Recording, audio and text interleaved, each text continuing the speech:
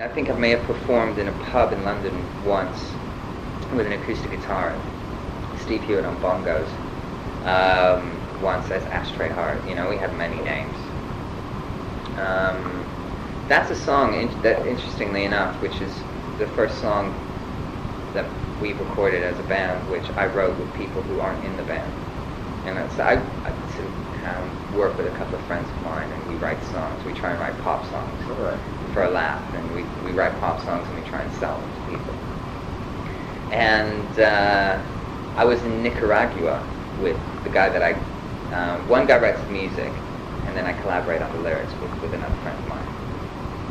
And we were on vacation in Nicaragua together, and I was the only guy who was smoking. So I kept asking for a sinicero, you know, which is the chant in Spanish. Mi corazón de sinicero, which is Ashtray Heart in Spanish. And how the song kind of came together is that we were listening in the car, driving around these dirt roads in Nicaragua, listening to the instrumental demos that Jordan writes. And we started singing Sinicero on top of it, you know, for a laugh. And that's kind of how the beginning of the song sort of happened. And it was never intended to be a Placebo song, which is why I allowed it to go down the Ashtray Heart kind of way, you know. For being aware that I'd used sort of ashtray as a metaphor before, that since it was never going to be a Placebo song, it didn't really matter, you know. So we just kind of wrote the song. But by the end of it, I was so kind of happy with the results that it was really very poppy for Placebo. But I felt maybe we can do this, you know. Maybe we can afford to be this, you know. Maybe we can be this pop, you know. Which is why I put it as the second track on the album, you know. It's a contrast to the sort of the anti-pop of Kitty Litter, you know, which is very violent and abrasive and brutal.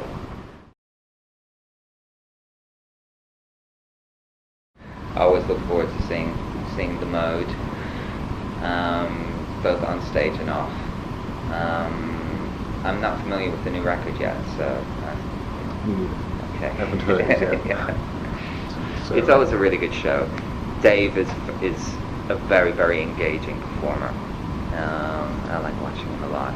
You know, I guess he's the one who provides the energy to the show, because the other guys are kind of stuck on the sticks. You know, so he's a good rock star in terms of the way that he relates to the audience. You know, it's great.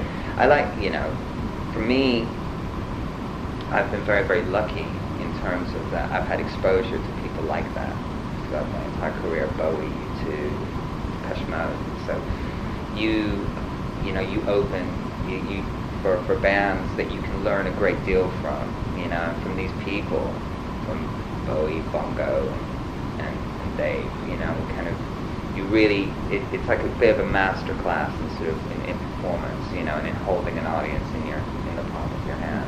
So for me, it's always an enjoyable and educational process, you know, because I'm interested in that.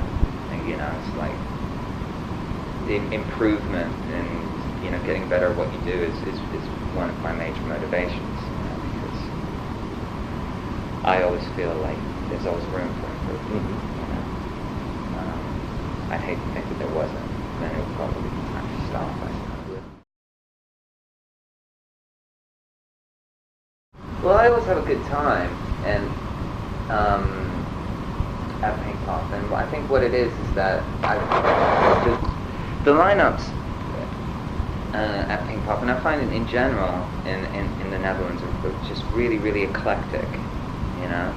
And you've got sort of, I was playing this year, you've got Springsteen as well, you know. On the other day, though. On the other day,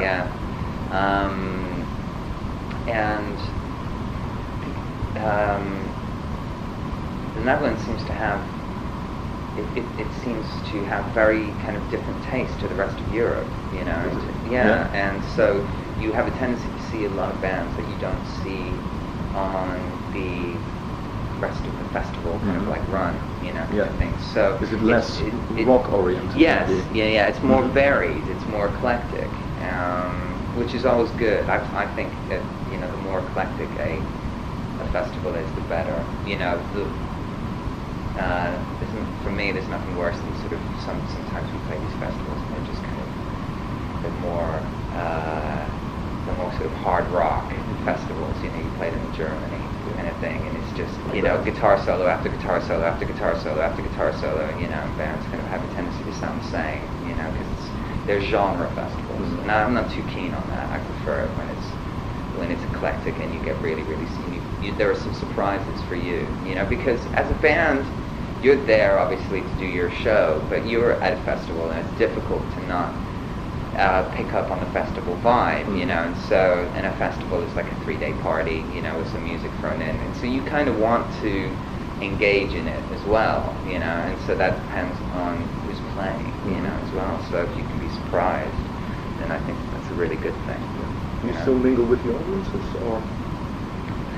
I do sometimes, yeah. With big glasses on, probably. Well, I think there's probably the more you disguise yourself in the kind of classic rock star way, you know, the more you'll get noticed. Yeah, you know, so you just kind of walk around looking like a normal festival goer. You can usually get away with it, you know. I just pretend, you know, I'm a Brian Molko clone. Yeah. You know. There's some of them around. There's plenty of them, you yeah. know, so people just, oh yeah, there's another one of his clones.